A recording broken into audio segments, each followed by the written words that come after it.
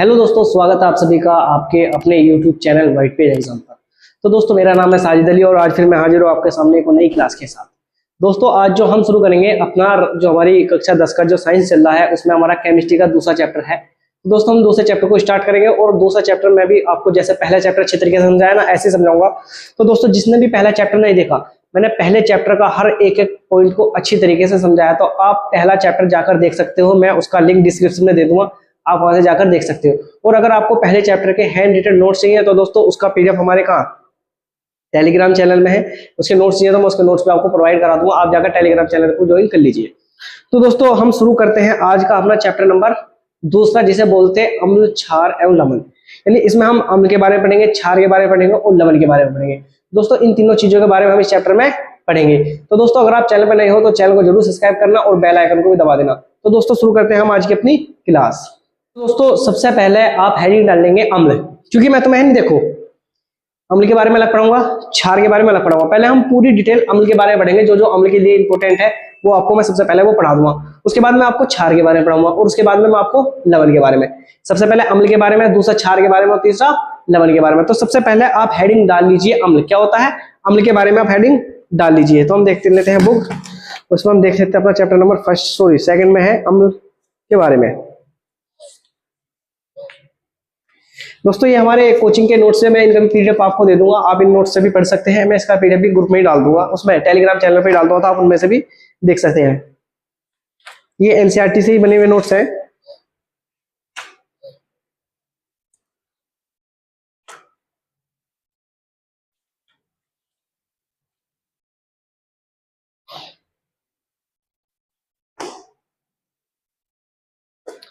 तो सबसे पहले देखते हैं दोस्तों, हम डालते हैं अपनी हेडिंग अम्ल। सबसे पहले पढ़ेंगे हम अम्ल के बारे में। तो आप सब हेडिंग डालेंगे अम्ल।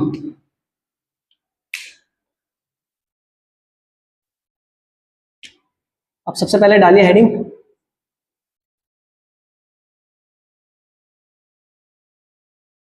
अम्ल। आप सबने हेडिंग डाल देंगे अम्ल में, बस एक बार देख लो कि कितना आ रहा है, सही आ रहा है नहीं आ रहा अम्ल। ठीक है दोस्तों, आप सब हेडिंग डाल लीजिए अम्ल और इसमें लिखना शुरू करेंगे।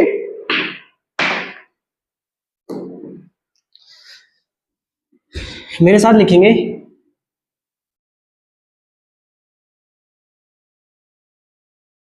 वे पदार्थ जो स्वाद में खट्टे होते हैं। मतलब ये पदार्थ जो स्वाद में खट्टे होते हैं तथा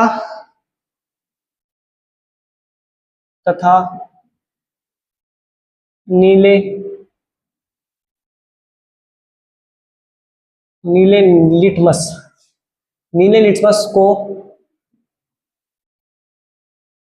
लाल कर देते हैं। मतलब वे पदार्थ जो स्वाद में क्या होते हैं भैया, स्वाद में खट्टे होते हैं, वे नीले लिटमस को क्या कर देते हैं, लाल कर देते हैं, अम्ल कहलाते हैं।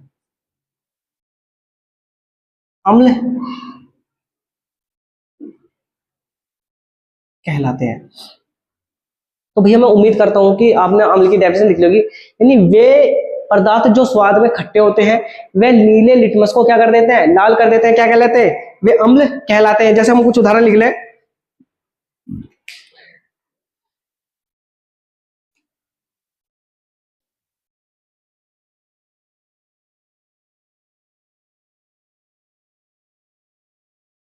इनके उदाहरण जैसे हम लिख लें,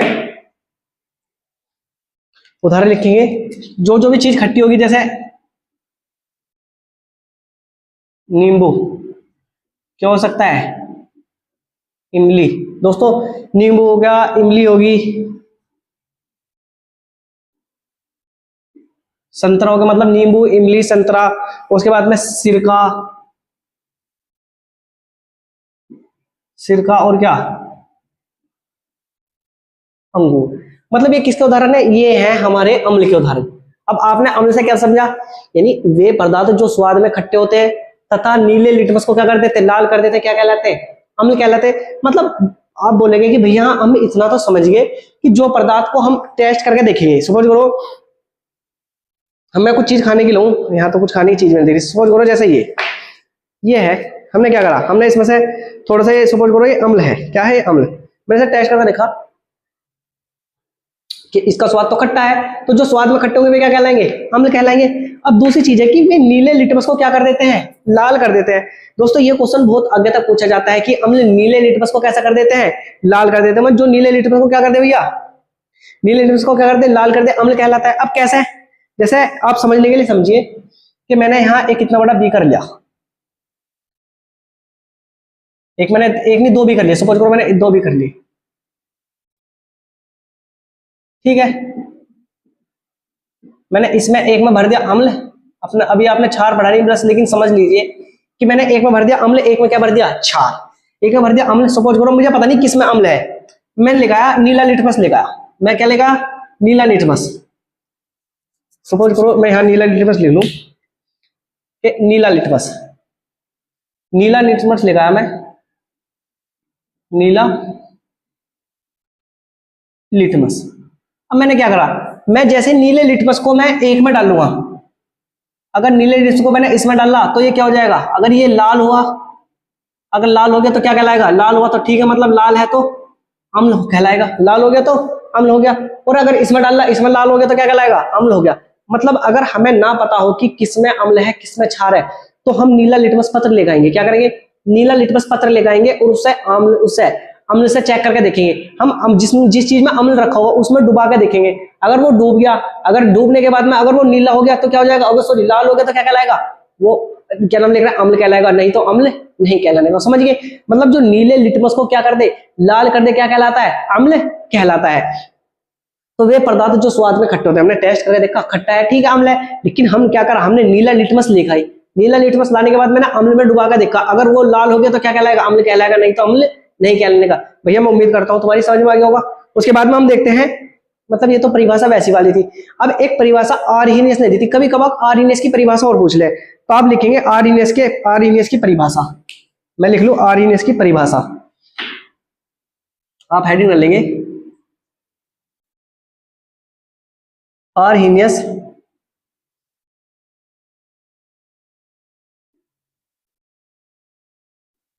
आर्हीनियस की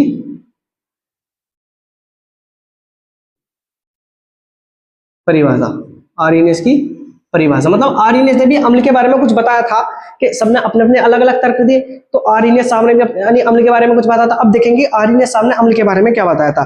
उन्होंने बताया वे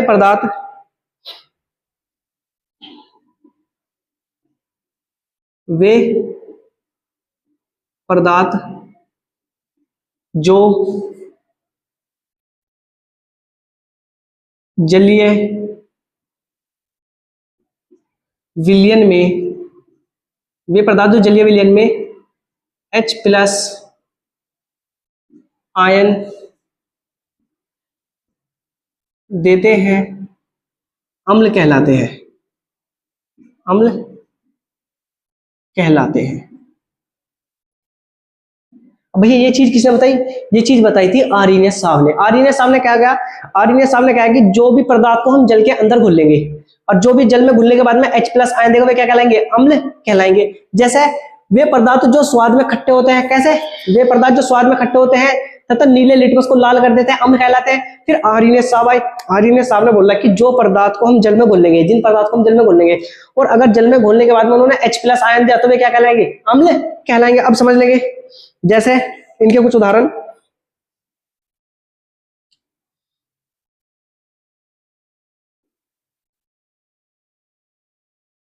भैया इनके कुछ उदाहरण लिख देंगे, जैसे HCl। HCl क्या, हमारा HCl एक अम्ल है। HCl के बाद में हमारा क्या,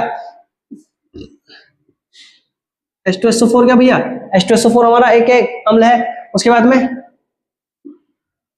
HNO3 क्या भैया, HNO3 हमारा क्या एक अम्ल है। उसके बाद में CH3COOH, ये सब क्या है, ये भी हमारा अम्ल है, डैश डैश डैश डैश इत्यादि। मतलब ये सब ऐसे थे जो जल में घुलने के बाद में, मतलब ये सब ऐसे थे जो जल में घुलने के बाद में क्या देते हैं, H+ आयन देते हैं। अब समझो कि जल में घुलने के बाद में H+ आयन कैसे देंगे। सपोज करो मैंने है नहीं दोबारा से एक कितना बड़ा बी कर लिया, इधर की तरफ देखते हैं चित्र, हम इधर की तरफ बनाएंगे दोस्तों। हमने इतना बड़ा बीकर लिया और मैंने बीकर में क्या भर रखा, मैंने बीकर में भर रखा जल। भैया मैंने बीकर में डाल रखा जल, मतलब H2 मैंने बीकर में डाल रखा। अब मैं क्या करूंगा, मैं इन सारे अम्लों को लेकर आऊंगा और एक एक करके इसमें डुबकी लगूंगा। क्या करूंगा, मैं इन अम्लों को लेकर आया और एक एक करके क्या कर लगवाया मैंने, एक एक करके भैया मैंने इनसे डुबकी लगवाई। तो मैंने जैसे पहला वाला अम्ल लेकर आया HCl, क्या लेकर आया HCl। तो आर्यन साहब ने क्या बताया था, आर्यन साहब ने बताया था कि जब जल में घुलेंगे तो H+ आयन देंगे। मतलब मैंने HCl को, ये जो जल का टैंक है ना, ये जो हमने जल का डिब्बा बना रखा, ये जल का डिब्बा है, हम HCl को इसके अंदर डुबो देंगे। मैंने क्या करा, मैंने HCl को इसके अंदर लाके डुबोया। जब मैं इसमें HCl को लाकर डुबूंगा तो ये एक तो H+ में टूटेगा, एक काय में टूटेगा, Cl- में टूटेगा, एक H+ टूटेगा, एक Cl- में टूटेगा। ऐसा क्यों हुआ, क्योंकि HCl क्या होता है, HCl द्विध्रुवी होता है, मतलब इसके दो ध्रुव होते हैं, एक तो प्लस वाला एक माइनस वाला। तो ये जैसे मैंने इसे HCl को जल में डाला तो H+ हो गया और Cl- क्या हो गया, अलग हो गया। तो आर्यन साहब की परिभाषा बिल्कुल सही होगी। कैसे, क्योंकि जो वे पदार्थ जो जल में घोलने पर, वे पदार्थ जो जल में घोलने पर H+ आयन देंगे, तो H क्या देगा, जैसे हम HCl को डाला तो क्या देगा, H+ आयन देगा, तो HCl बन गया। हम एक उदाहरण और ले में, जैसे हम ले में भैया इसका और उदाहरण ले ले, जैसे हम ले लें क्या ले में H2SO4, इसके नीचे लिख ले H2SO4 को जब मैं जल में घोलूंगा तो ये H2+ में और SO4- में टूटेगा। SO4 का में टूटेगा माइनस में, तो वो तो प्लस में टूटा नहीं टूटा। हम जैसे एक उदाहरण ले में HNO3, HNO3 हमने HNO3 को क्या करा, हमने HNO3 को जल में घोला तब आयन में टूटेगा भैया, ये H+ में टूटेगा और क्या NO3, NO3 टूट गया भैया माइनस है, NO3 का में टूट गया माइनस में। हम एक उदाहरण और ले, हम एक उदाहरण का ले CH3COOH का, CH3COOH को हमने काय में घोला, इसमें हमने जल में घोला, मतलब CH3COOH को हमने जल में लाकर गेरा तो काय में टूटेगा H+ और CH3COO माइनस, CH3COO माइनस में। मतलब मैंने एक एक करके सारों को लाकर डाल लिया। मैंने इसमें डाल लिया HNO3 को भी डाल दिया, मैंने इसमें क्या लाकर डाल दिया, मैंने इसमें H2SO4 को भी लाकर डाल दिया। मैंने इसमें क्या करा, मैंने इसमें CH3COOH को भी लाकर मैंने इसमें डाल दिया। अब मैंने इतने सारों को इसमें लाकर डाला और मैंने यहाँ इसके बारे में लिख दिया। कैसे, मतलब जब मैंने HCl को जल में लाकर डाला तो H+ Cl- में टूट गया, H2SO4 को डाला H2+ SO4- में टूट गया, ये H+ NO3 माइनस में, ये H+ O ये काय में टूट गया, सब भैया माइनस में टूट गई। तो भैया ये क्या होता है, ये होता है इसके बारे में, किसके बारे में, ये होता है जब हम अम्ल को जल में हम घोलते हैं, हम जब अम्ल को जल में घोलते हैं। तो आई होप कि आपको भैया समझ में आ गया होगा, आपको क्या होगा, समझ में आ गया होगा। मतलब आप अब एक बार समझिए, दोबारा समझ लीजिए। अम्ल वे पदार्थ जो स्वाद में खट्टे होते हैं तथा जल में गिरने पर H+ आयन देते हैं, क्या कहलाते हैं, सॉरी, वे पदार्थ जो स्वाद में खट्टे होते हैं वे नीले लिटमस को क्या कर देते हैं, लाल कर देते हैं, क्या कहलाते हैं, अम्ल कहलाते हैं। लेकिन आर्यन साहब ने बताया कि जो पदार्थ को हम जो स्वाद में खट्टे होंगे वो नीले लिटमस पत्र को लाल कर देंगे, वे अम्ल कहलाएंगे। लेकिन उन्होंने अपने पास से एक डेफिनेशन और दी, उन्होंने क्या कही, उन्होंने कही कि जब हम अम्ल को जल के अंदर डालते हैं, जब हम अम्ल को जल के अंदर डालेंगे तो क्या में टूटेगा, जैसे अम्ल को जल के अंदर डालेंगे तो वो H+ आयन देगा। अब ये सब क्या करे, सब H+ आयन दे रहे ना दे दोस्तों, ये सब क्या करे, H+ आयन दे रहे हैं। तो भैया मैं उम्मीद करता हूं कि आपके समझ में आ गया होगा। अब हम बढ़ते हैं अपने अगले टॉपिक की तरफ। तो भैया ये आपकी समझ में आ गया होगा, तो भैया आई होप कि आपको ये समझ में आ गया होगा। बस इसका एक ध्यान रखना, ये HSO4 होगा, ये H+ और SO4 माइनस, H+ SO4 ये मेरे से गलती से लिखा गया, मैंने अब ध्यान दिया, H+ SO4 माइनस होगा, तो आप इसका ध्यान रखेंगे। उसके बाद में हम डालते हैं अम्लों का वर्गीकरण। किसकी हेडिंग डालते हैं, अम्लों का वर्गीकरण। तो नीचे तो होने का नहीं, हम क्या करेंगे, हम इसे ऊपर ही पढ़ेंगे, मैं ऐसा रफली कर रहा हूं। तो भैया मैं उम्मीद करता हूँ कि समझ में आ गया होगा। तो आप हेडिंग डालेंगे अम्लों का वर्गीकरण, अम्लों का वर्गीकरण, अम्लों का वर्गीकरण। तो आप हेडिंग डाल लेंगे अम्लों का वर्गीकरण।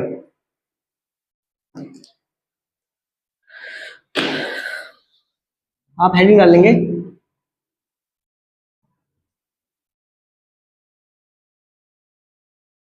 अम्लों का वर्गीकरण, मतलब भैया हम अम्लों को क्या करेंगे, अम्लों को बांट देंगे। क्या करेंगे, अम्लों को बांट देंगे। तो देखो दोस्तों हम पढ़ेंगे अम्लों का वर्गीकरण। लिखेंगे अम्लों का वर्गीकरण दो प्रकार से करते हैं। अम्लों का वर्गीकरण दो प्रकार से करते हैं। तो मैं लिख लूं कि अम्लों का वर्गीकरण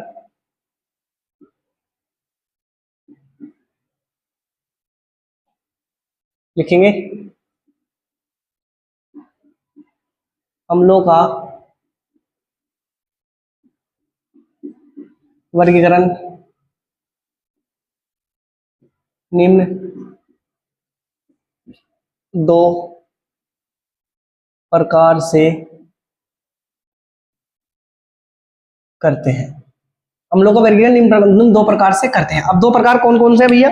एक प्रकार है उत्पत्ति के आधार पर, दूसरा प्रकार है आयनों के आधार पर। नंबर एक लिखेंगे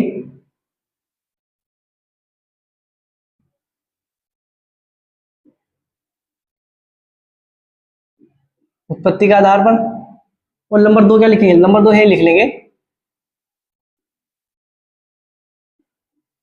आयनों के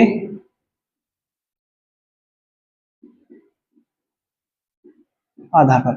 मतलब अम्लों का वर्गीकरण दो प्रकार से करेंगे। नंबर एक उत्पत्ति के आधार पर, नंबर दो किस पे, आयनों के आधार पर। अब हम पढ़ेंगे उत्पत्ति के आधार पर। तो ध्यान रखना हेडिंग डालेंगे उत्पत्ति के आधार पर। नंबर एक करके हेडिंग डालेंगे उत्पत्ति के आधार पर।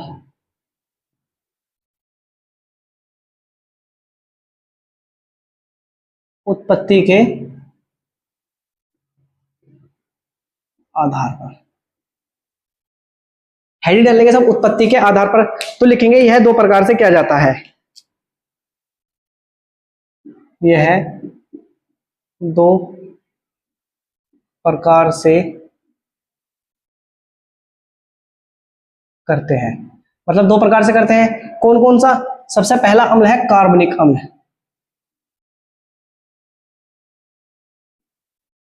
कार्बनिक अम्ल सबसे पहला प्रकार है कार्बनिक अम्ल। और नंबर दो क्या है? नंबर दो है खनिज अम्ल। कौन सा? खनिज अम्ल। खनिज अम्ल। खनिज अम्ल। अब समझो, देखो दोस्तों हमने पढ़ा अम्ल के बारे में। सबसे पहले मैंने तो अम्ल की डेफिनेशन बताई कि अम्ल क्या होंगे, जो स्वाद में खट्टे होते हैं, नीले लिक्विड्स को लाल कर देते हैं, जल में H+ आयन देते हैं, क्या कहलाते हैं? अम्ल कहलाते हैं। उसके बाद में अम्ल का वर्गीकरण, मतलब अम्ल का वर्गीकरण दो प्रकार से करेंगे। दो प्रकार से होता है अम्लों का वर्गीकरण, दो प्रकार से होता है। नंबर एक उत्पत्ति के आधार पर, मतलब इनकी उत्पत्ति कैसी हुई है, और दूसरा क्या, आयनों के आधार पर, मतलब किसके आयन ज्यादा पावरफुल है, तो आयनों के आधार पर करेंगे। अब उत्पत्ति के आधार पर दो प्रकार के, दो प्रकार से करते हैं। कौन सा? सबसे पहला है कार्बनिक अम्ल, और नंबर दो क्या है? खनिज अम्ल। नंबर एक कार्बनिक अम्ल, नंबर दो खनिज अम्ल। तो अब आप सब हेडिंग डालेंगे कि कार्बनिक अम्ल के बारे में हम पढ़ेंगे। किसके बारे में? कार्बनिक अम्ल के बारे में हम पढ़ेंगे। तो आप सब हेडिंग डालिए कार्बनिक अम्ल। तो आप सब हेडिंग डालेंगे, नंबर एक हेडिंग डालेंगे कार्बनिक अम्ल, मतलब ऐसे करके डाल दे।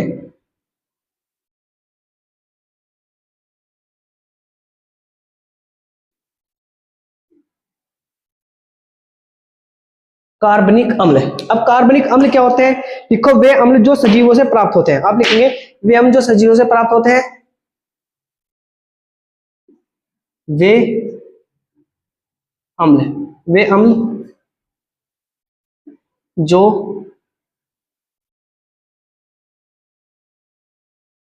सजीवों से, वे अम्ल जो सजीवों से प्राप्त होते हैं। मतलब वे अम्ल जो सजीवों से प्राप्त होते हैं। और इसके ध्यान रखना यह है अम्ल, यानी ये अम्ल, ये अम्ल, ये अम्ल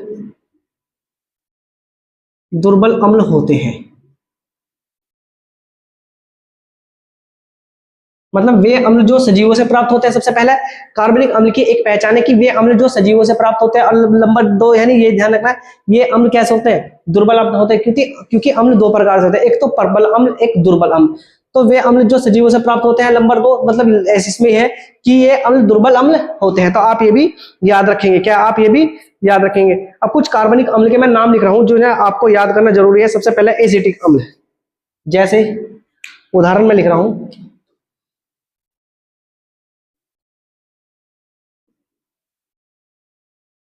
उदाहरण उदाहरण आप लिखेंगे एसिटिक अम्ल।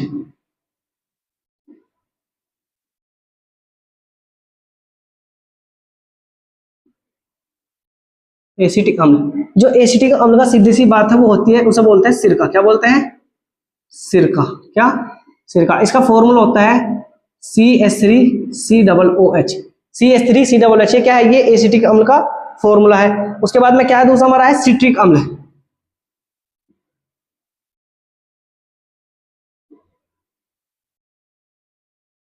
सिट्रिक अम्ल क्या बोलते हैं इसे?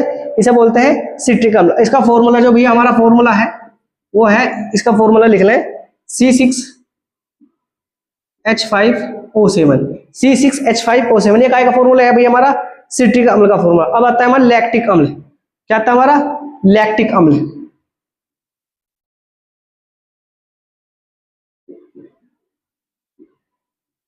लैक्टिक अम्ल भैया, जो हमारे लैक्टिक अम्ल का फॉर्मूला है वो C3H6O3। C3H6O3 ये काय का फॉर्मूला है भैया? हमारे लैक्टिक अम्ल का फॉर्मूला। अब आता है हमारा टार्ट्रिक अम्ल। क्या आता है भैया? टार्ट्रिक अम्ल।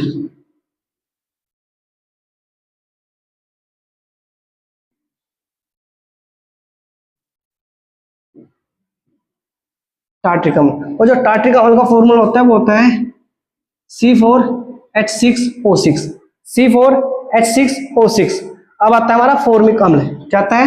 फॉर्मिक अम्ल। मेरे साथ भैया नोट करते चले, मैंने समझा दूंगा एक बार। फॉर्मिक अम्ल, फॉर्मिक अम्ल का फॉर्मूला होता है HCOOH। HCOOH का होता है? फॉर्मिक अम्ल का सूत्र होता है। उसके बाद आता है ऑक्जेलिक अम्ल।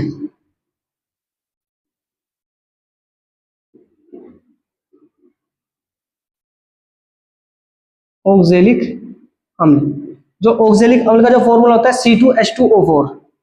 C2H2O4।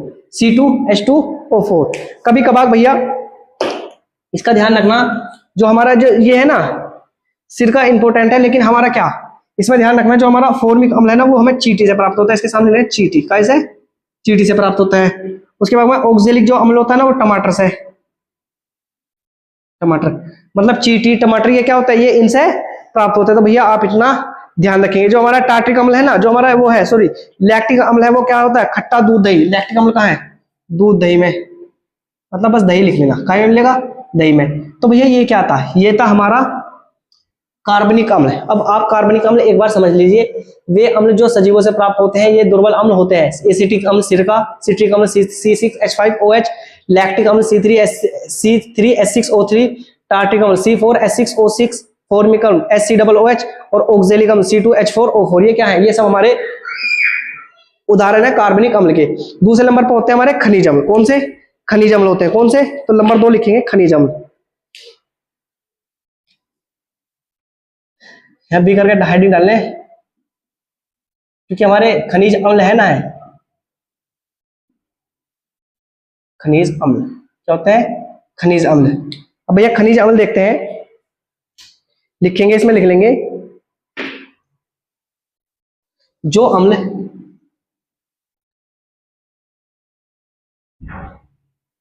जो अम्ल खनिजों से प्राप्त होते हैं, खनिजों से प्राप्त होते हैं, मतलब जो अम्ल खनिजों से प्राप्त होते हैं, तथा ये अम्ल क्या होता है? ये अम्ल प्रबल होते हैं, तथा ये अम्ल प्रबल होते हैं, तथा ये अम्ल क्या होते हैं भैया? प्रबल होते हैं। तो आप इनके बारे में ये चीज ध्यान रखेंगे कि जो चीज हमें खनिजों से प्राप्त होती है और ये अम्ल क्या होते हैं? प्रबल होते हैं। क्या कहलाते हैं? वे हमारे यानी खनिज वाले अम्ल कहलाते हैं। तो आप इसमें ध्यान रखें, मतलब ये तथा ये अम्ल प्रबल होते हैं, तथा ये अम्ल प्रबल होते हैं, इसलिए इसलिए खनिज अम्ल,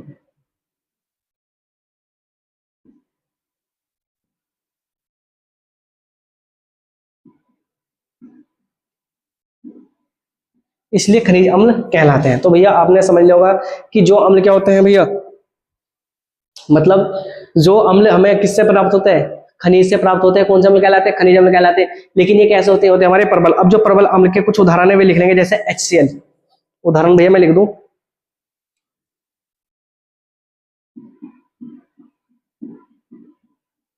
उदाहरण HCl। HCl का नाम है हाइडो,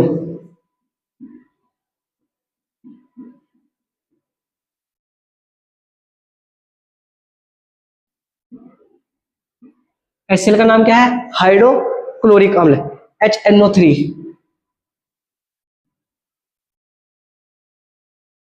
HNO3।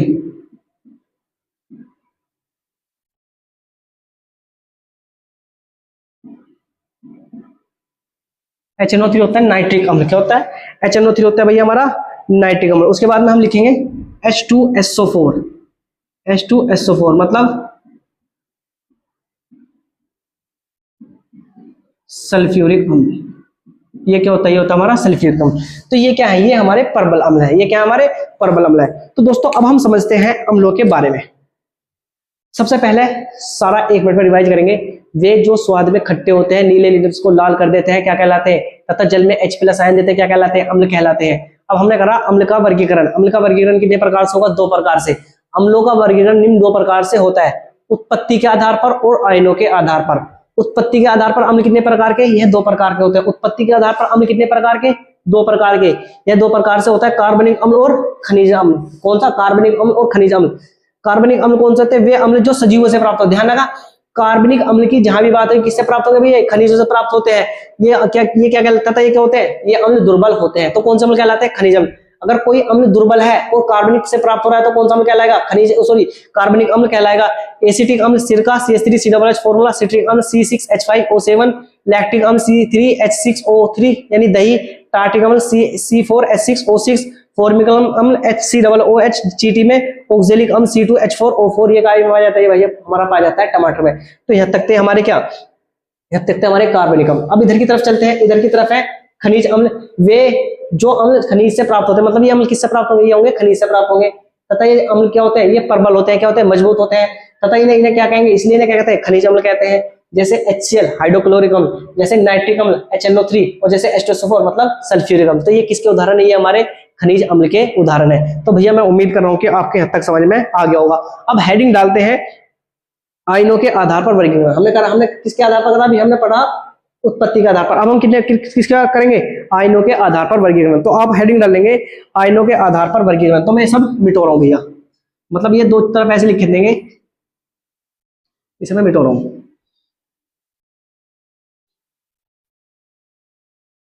मैं इसे मिटो रहा हूं। और अब आप भी हेडिंग डाल लेंगे आयनों के आधार पर वर्गीकरण। किसके आधार पर? आयनों के आधार पर। तो मैं बस इस उत्पत्ति को काट के क्या लिख दूं? मैं लिख दूंगा आयन। क्या लिख दूंगा?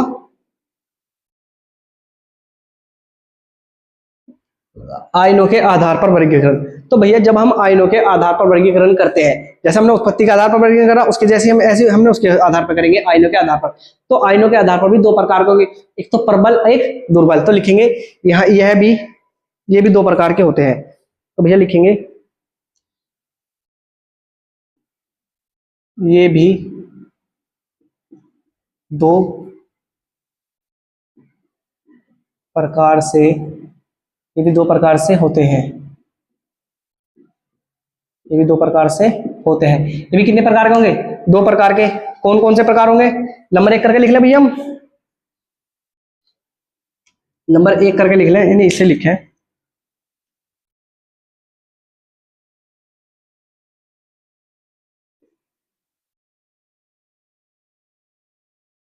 परबलम। कौन सा? परबलम। और बी करके कौन सा लिखेंगे? बी लिखेंगे हम दुर्बल अम्ल। कौन सा? एक तो प्रबल अम्ल लिखे, क्या लिखेंगे भैया? एक लिखेंगे दुर्बल अम्ल। मतलब एक तो प्रबल होंगे, क्या होंगे? एक होंगे दुर्बल। एक तो प्रबल होगा, एक क्या होगा? दुर्बल। एक तो प्रबल अम्ल कहलाएंगे, कौन सा कहलाएंगे भैया? हमारे दुर्बल अम्ल कहलाएंगे। अब देखो भैया प्रबल और दुर्बल अम्ल कैसे है। अब सबसे पहले लिखेंगे, पहले हम लिखेंगे प्रबल अम्ल में लिखेंगे जो अम्ल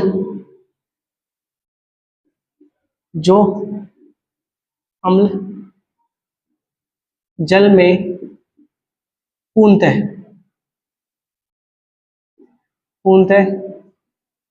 घुल जाते हैं। मतलब जो अम्ल जल में क्या होते हैं भैया? पूर्णतः घुल जाते हैं, उन्हें हम क्या कहते हैं? उन्हें प्रबल अम्ल कहते हैं। मतलब जो अम्ल जल में गिरेंगे और जल में गिरने के बाद वो पूरी की तरह से घुल जाएंगे, वे क्या कहलाएंगे? हमारे प्रबल अम्ल कहलाते हैं। उसके बाद में क्या लिखेंगे? हम लिखेंगे भैया, हम लिखेंगे दुर्बल अम्ल, लिखेंगे वे अम्ल जो जल में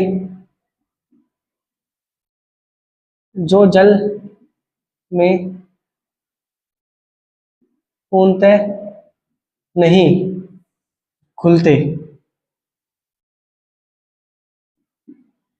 वे अम्ल जो जल में पूर्णतः नहीं घुलते, दुर्बल अम्ल कहलाते हैं। क्या कहलाते हैं?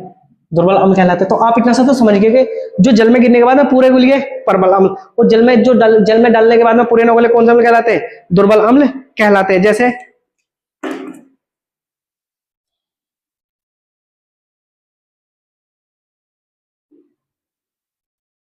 उदाहरण, जैसे HCl,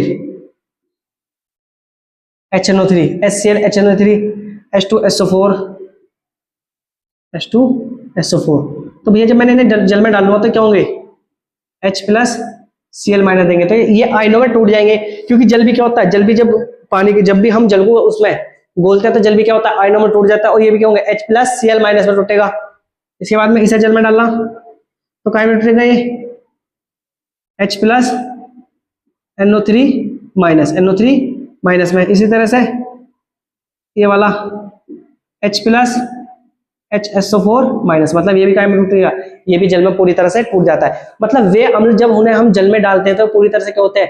टूट जाते हैं। HCl, H+HNO3, H+NO3, H2SO4, H+HSO4- में टूट जाता है। मतलब जब हम इन्हें जल में गेरते हैं तो क्या होते हैं? ये पूरी तरह से घुल जाते हैं, मतलब जल में पूरी तरह से टूट जाते हैं। उसके बाद में क्या है भैया?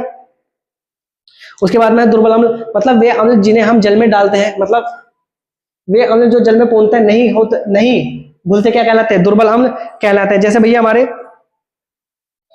HCN, हमारा HCN क्या है? एक अम्ल है। उदाहरण लिखेंगे, उदाहरण जैसे HCN हो गया, HCN के बाद में CH3 COOH हो गया, CH3 COOH हो गया।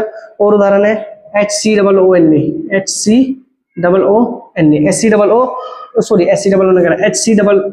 HCOOH, ये हमारा जो उदाहरण है HCOOH। मतलब ये ऐसे अम्ल है, जब हम इन्हें जल में गिरेंगे, मतलब ये अम्ल तो है, लेकिन हम जब इन्हें जल में गिरेंगे तो पूरी तरह से जल में नहीं घुलते, इसलिए ये कौन सी अम्ल की कैटेगरी में आएंगे? ये दुर्बल अम्ल की कैटेगरी में आएंगे। तो भैया मैं उम्मीद करता हूं कि आपके अम्ल समझ में आ गए। एक बार और समझो, आयनों के आधार पर ये भी दो प्रकार से होता है, प्रबल अम्ल, दुर्बल अम्ल। प्रबल अम्ल, जो अम्ल जल में पूर्णतः घुल जाते हैं उन्हें क्या कहते हैं? उन्हें प्रबल अम्ल कहते हैं। दुर्बल अम्ल, वे अम्ल जो जल में पूर्णतः नहीं घुलते उन्हें क्या कहते हैं? उन्हें दुर्बल अम्ल कहते हैं। अब भैया ये है प्रबल अम्ल, HCl, H+C वाला, HNO3 वाला और H2SO4 वाला प्रबल अम्ल के उदाहरण है। HCN, CH3 COOH और HCOOH का उदाहरण है। ये हमारे दुर्बल अम्ल के उदाहरण है। तो भैया मैं उम्मीद कर रहा हूं कि आपके यहाँ तक समझ में आ गया होगा। अब आप हेडिंग डालेंगे कि अम्लों के भौतिक गुण क्या? अब आप हेडिंग डालेंगे अम्लों के भौतिक गुण, मतलब इसके साथ के साथ हम भौतिक गुण भी खत्म कर लेंगे। तो आप हेडिंग डालेंगे अम्लों के भौतिक गुण। इसे मैं मिटो रहा हूं,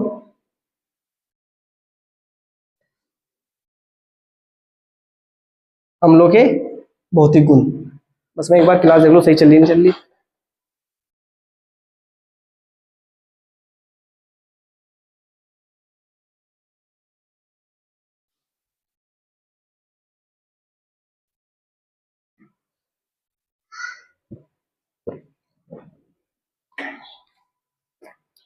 हेडिंग डालेंगे आप सब अम्लों के भौतिक गुण।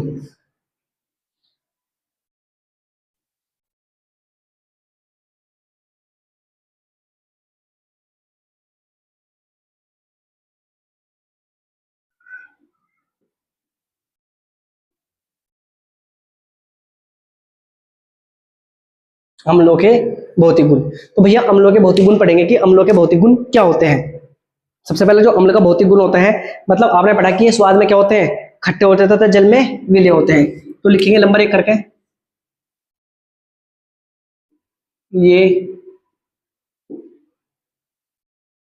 ये स्वाद में खट्टे होते हैं तथा जल में पूर्णतः विलय होते हैं। अब समझो कैसे भैया, मतलब जब हम अम्ल को चखेंगे तो चखने के बाद स्वाद कैसा आएगा इनका, अम्ल को चखने के बाद इनका स्वाद आएगा खट्टा। और जब मैं इन्हें जल में, सपोज करो मैंने ये पानी की बोतल है, मैंने इसमें लाकर क्या डाल दिया, अम्ल डाल दिया, तो क्या होगा, इसमें डालने के बाद अम्ल क्या होगा, पूरी तरह से जल में अच्छी तरीके से डाइल्यूट हो जाएगा, मतलब जल में अच्छी तरीके से घुल जाएगा। तो पहला भौतिक गुण, ये स्वाद में खट्टे होते थे, जल में पूर्णतः क्या होते हैं, जल में पूर्णतः विलय होते हैं। उसके बाद में दूसरा, अम्ल नीले नीले तत्व को क्या कर देते हैं, लाल कर देते हैं। नंबर 2, अम्ल नीले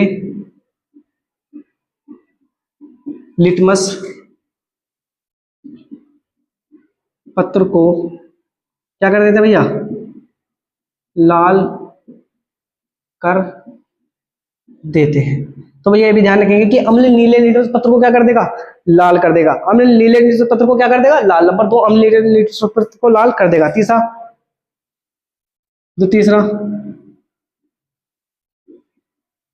अम्लों की प्रकृति,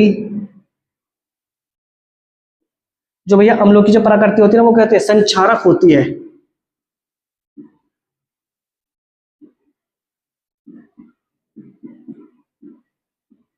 संक्षारक होती है, मतलब जो होती है ना, अम्लों की प्रकृति कैसे होती है, संक्षारक होती है। मतलब संक्षारक का मतलब जलाने वाली होती है, क्योंकि जब भी अम्ल किसी से क्रिया करेगा तो क्या कर देगा, उसे जला देगा। तो अम्लों की प्रकृति कैसी होती है, संक्षारक होती है। इनकी क्रिया से कपड़ा, कागज आदि नष्ट हो जाते हैं। इनकी क्रिया से, इनकी क्रिया से कपड़ा, इनकी क्रिया से कपड़ा, लकड़ी,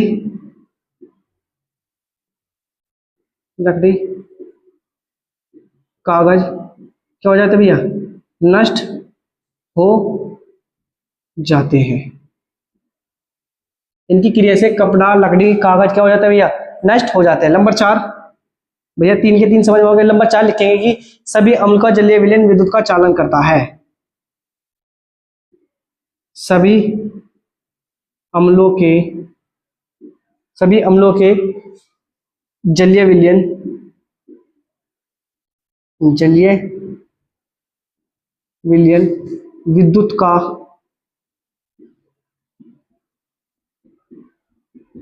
विद्युत का चालन करता है। सभी अम्लों का जलीय विलयन क्या करता है, विद्युत का चालन करता है। अब समझेंगे, ये स्वाद में खट्टे होते थे, जल में पूर्णतः विलय होते हैं। मतलब जब हम अम्लों को खाएंगे, चखेंगे, तो क्या होंगे भैया, ये स्वाद में खट्टे होंगे। कैसे होंगे, स्वाद में खट्टे होंगे, तथा क्या होंगे, तथा जल में पूर्णतः मतलब पूरी तरह से घुले हुए होंगे। दूसरा, अम्ल नीले लिटमस पत्र को क्या कर देते हैं, लाल। मैंने अभी बताया कि मैंने एक यहाँ बीकर ले लिया। अब हम जानते हैं कि अम्ल की प्रकृति कैसे होती है, अम्ल की प्रकृति संक्षारक होती है। तो अगर मैं तुम में से किसी को कि अम्ल को उठाकर पी के दिखाओ, तो आप ऐसे तो कर लेंगे नहीं। आप वो समझदार, आप क्या करेंगे, आप जाएंगे भाग के दुकान पर जाएंगे, और दुकान पर जाने के बाद आप वहां से लेकर आएंगे नीला लिटमस पत्र। नीला लिटमस पत्र क्या होता है, ये होता है सूचक, जो अम्ल और क्षार की उपस्थिति का पता बताता है। तो आप क्या करेंगे, लाके इसमें बीकर में डुबो दोगे, और बीकर में से डुबो के निकाल के नु देखेंगे कि जब निकाल के देखेंगे अगर नीला पत्र लाल हो गया, समझ लीजिए कि अगर नीला पत्र लाल हो गया तो क्या कहलाएंगे, अम्ल कहलाएंगे। और जो नीला पत्र नीला का नीला रहा तो वो अम्ल नहीं कहलाएंगे। तो क्या करते हैं, अम्ल नीले लिटमस पत्र को क्या कर देते हैं, लाल। मतलब अगर नीला लिटमस पत्र को लाल हो गया तो क्या कहलाएगा, अम्ल कहलाएगा। अम्लों की प्रकृति संक्षारक होती है, इनकी क्रिया से कपड़ा, लकड़ी, कागज आदि क्या हो जाते हैं, नष्ट हो जाते हैं। मतलब भैया सपोज करो ये अम्ल है, मैंने थोड़ा सा अपनी इस त्वचा पे डाल दिया, तो क्या होगा, ये इसे क्या कर देगा, जला देगा। मैंने थोड़ा सा कपड़े के ऊपर डाल दिया, कपड़े को क्या कर देगा, जला देगा। मतलब अम्लों की प्रकृति कैसी होती है, संक्षारक होती है। ये जिस चीज के ऊपर भी डलता है उसे क्या कर देता है, नष्ट कर देता है। तीसरा, सभी अम्लों के जलीय विलयन विद्युत का चालन करता है। मतलब अगर मैं अम्ल को जल में ढल लूं, सपोज करो ऐसे समझो, जैसे ये है, सपोज करो मैंने इसमें अम्ल डाल रखा HCl, क्या डाल रखा HCl। अब मैं क्या करूंगा, मैंने इधर एक तार लगाया, ये हमारा क्या है, ये हमारा सॉकेट बोर्ड है। मैंने इधर तार लगाया और इधर क्या करा, इधर मैंने एक बल्ब लगा दिया। क्या करा, मैंने एक बल्ब भैया लगा दिया। मैंने इधर बल्ब, भैया कैसे बनेगा बल्ब, ये क्या हमारा, ये एक बल्ब है। तो मैंने क्या करा, मैंने, हमारे पास तार कम है, सपोज करो तुम कोई प्रयोग कर रही, तुम्हारे पास तार कम है, तो तुम क्या करेंगे, एक बड़े से बर्तन में, तार वहां तक जाने के लिए है नहीं, तो बड़े से बर्तन में क्या करेंगे, हम जल भरेंगे और उसमें क्या करेंगे, अम्ल डाल देंगे। अब जैसे मैंने एक तार इधर से लगाया तो एक तार यहाँ डाल रखा, एक तार इसमें डाल रखा, मतलब तार आपस में कनेक्ट नहीं है, मतलब तार क्या है एक दूसरे से दूर दूर, तार आपस में कनेक्ट नहीं है, तार क्या है दूर दूर है। तो क्या करेंगे, जैसे हम प्लग लगाएंगे तो क्या होगा, करंट इसमें जाएगा और फिर इससे करंट कहाँ जाएगा, इस वाले तार पर क्या हो जाएगा, विद्युत धारा प्रवाह हो जाएगी। तो ये कह रहा है कि हम सभी अम्लों का जलीय विलयन विद्युत का क्या करता है, चालन, मतलब बिजली को एक स्थान से दूसरे स्थान तक भेजता है। तो भैया बताइए कि ये अम्लों के बारे में समझ में आया नहीं आया। अब हम कल पढ़ेंगे अम्लों के रासायनिक गुण। ये थोड़ा सा बड़ा टॉपिक है, अम्लों के रासायनिक गुण में करा तो देता आज, लेकिन लगभग हमारी 40 मिनट की क्लास होगी, तो आज ही हम यहाँ क्लास बंद करेंगे और हम कल क्या पढ़ेंगे, हम कल को पढ़ेंगे अम्लों के रासायनिक गुण। तो भैया मैं उम्मीद कर रहा हूँ कि आपको इस चैप्टर जरूर समझ में आ गया होगा, और अगर दोस्तों आपको ये वीडियो समझ में आ रही है तो हमारे चैनल को जरूर सब्सक्राइब करना और वीडियो को जरूर शेयर करना। तो दोस्तों मिलते हैं जल्द बहुत एक और नई क्लास के साथ। आज की सेवा हमारी समाप्त होगी भैया।